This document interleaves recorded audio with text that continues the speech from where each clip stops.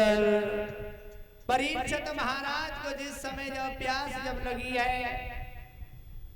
लोमक ऋषि से ये कहा बाबा जी हमें प्यास लग रही है और प्यास की वजह से हमारा गला सूख रहा, हमें पानी पिला दीजिएगा। लोमक ऋषि तपस्या में बैठे, उन्हें कुछ भी नहीं पता कौन आया कौन नहीं आया है।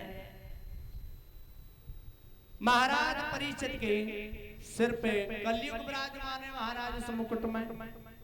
जवाब दिया उस कलयुग कहता है, ओरे तू एक राजा है और राजा होने के बाद भी इस संत ने तेरा सम्मान नहीं किया, तेरा अपमान किया है, और जब तेरा अपमान किया तो तू भी इसका अपमान कर। उसी आश्रम के नजदीक श्रोता बंधु एक मरा हुआ सर्प पड़ा है।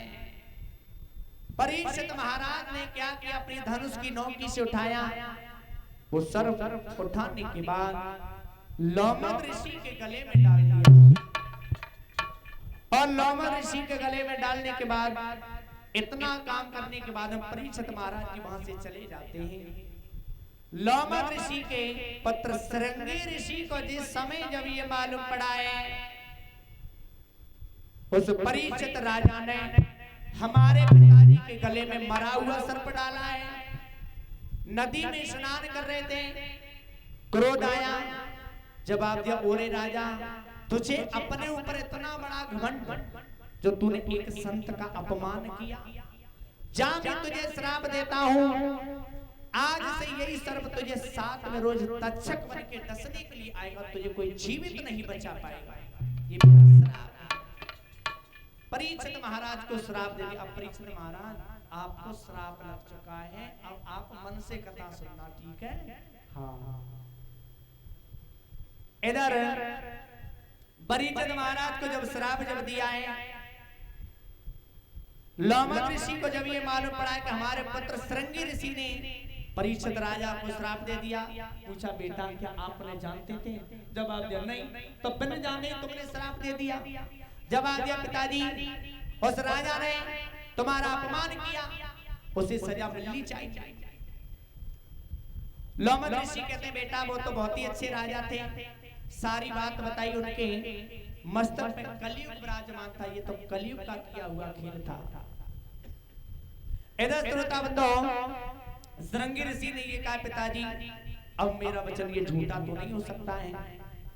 तो देखिए लोमक ऋषि ने परीक्षित महाराज को ये सूचना पहुंचवाई है कि उस राजा से कह देना उस राजा को श्राप लग चुका है, कोई उपाय कर ले। परीक्षित महाराज को जब ये मालूम पड़ा है तो परीक्षित महाराज जी सभी से पूछते हैं एक मिड़ीमार पुरुष को क्या करना चाहिए। मिड़ीमार पुरुष उसे कहते हैं जिसे अपनी मृत्यु के बारे में पता चल जाए महाराज। और एक तरीका से अगर देखा जाए तो हम सभी मिड़ीमार पुरुष हैं, क्योंकि हम सभी को मालूम है कि हमारी मौत आएगी। क्यों मालूम है क्या? एक न एक दिन तो जरूर आएगी हमारी मौत। हाँ वो तो है। और देखिए साथ अब यहाँ बात ये निकल के आई महाराज परीक्षित महाराज कोई श्राप नहीं बल्कि हम सभी को श्राप लगाए हैं, हम सभी परीक्षित ही हैं महाराज। अब यहाँ बात ये निकल के आई, देखिए तक्षक डसने के लिए महाराज प्रत्येक को आता है लेकिन उसे पहचान नहीं है महाराज। तो देखिए परीक्षित महाराज सभी से पूछते हैं, तो किसी ने ये कहा दान करो। परीक्षित महाराज ने अपने मन में ये विचार किया अगर ये श्राप किसी गरीब व्यक्ति को लगा होता जिसके पास में 2 वक्त की रोटी है, वो कैसे दान पुण्य करता। जवाब दिया ये भी ठीक नहीं। किसी ने ये कहा भजन करिएगा। परीक्षित महाराज ने मन में ये विचार किया अगर यही श्राप किसी बुजुर्ग को लगा होता तो वो क्या करता। अच्छा महाराज बहुत से यानी कहा करते हैं कि बुढ़ापे में भजन होता है। महाराज बुढ़ापे में भजन होता है, ये बताया। भजन करने की अगर उम्र बताई है तो जवानी बताई है। और देखिए इंसान के जीवन में भी 3 पल हुआ करते हैं, बालापन, जवानी और बुढ़ापा। बालापन गुजर जाता है ना समझी में, बुढ़ापा गुजर जाता है मजबूरी में, और ये बीच वाला पन हुआ करता है किसका महाराज, जवानी का। इसमें जो इंसान बन जाता है वो तो बन जाता है, और जो बिगड़ जाता है उसे कभी रोए आंसू नहीं आते महाराज। और देखिए देखा भी है, कहते हैं कि बुढ़ापे में भजन होता है। बुढ़ापे में तो महाराज मजबूरी में भजन होता है। कैसे? अगर बैठे तो हाय राम और खड़े हो तो हाय राम है, क्योंकि हाथ पैरों में दर्द होता है तो ये मजबूरी में ही तो भजन है?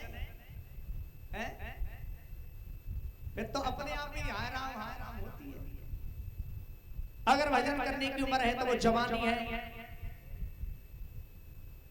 ऐसा ही नहीं श्रोता बंदो, परीक्षित महाराज सभी से जब पूछते हैं तो आइए एक प्यारा सभी कीर्तन बोलते ताली बजा के आगे। बहुत ही सुंदर सी कथा आ रही है।